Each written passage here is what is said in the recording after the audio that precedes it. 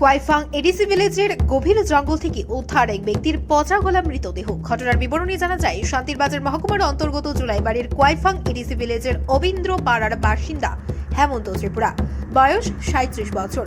20 December বাঁশ কাটার উদ্দেশ্যে বাড়ি থেকে বের হয়। তারপর সে আর বাড়িতে ফিরে আসেনি।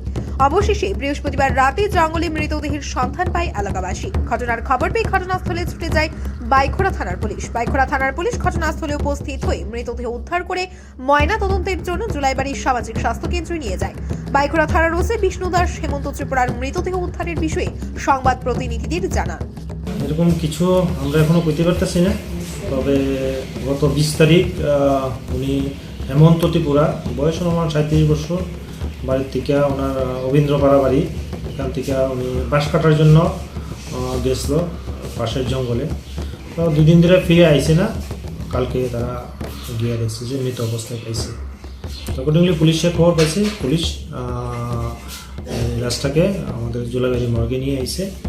মোটামুটি বডিটা ডিকম্পোজড হয়ে গেছে। আমরা যেহেতু পাওয়া গেছে সেই হিসাবে আমরা এসএফএসএল টিমও ডাকছি, এটা লিখে গেছি। বডিটা মোটামুটি ডিকম্পোজ, আমরা এখন এটা এসএফএসএলে রাখছি আর এই মর্গে রাখছি, জুলাইবাড়ি মর্গে। এখন পোস্টমর্টম করবো। এই বিষয়ে আমরা একটা অস্বাভাবিক মামলা নিছি, তদন্ত শুরু করছি।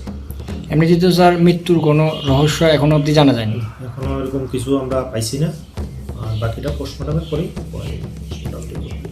যে ব্যক্তি মারা গেছে ওনার নাম?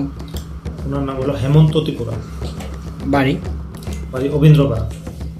শুক্রবার মৃতদেহ ময়না তদন্তের পর পরিবারের লোকজনদের হাতে তুলে দেওয়া হয়। পুলিশ একটি মামলা হাতে নিয়ে ঘটনার তদন্ত শুরু করেছে।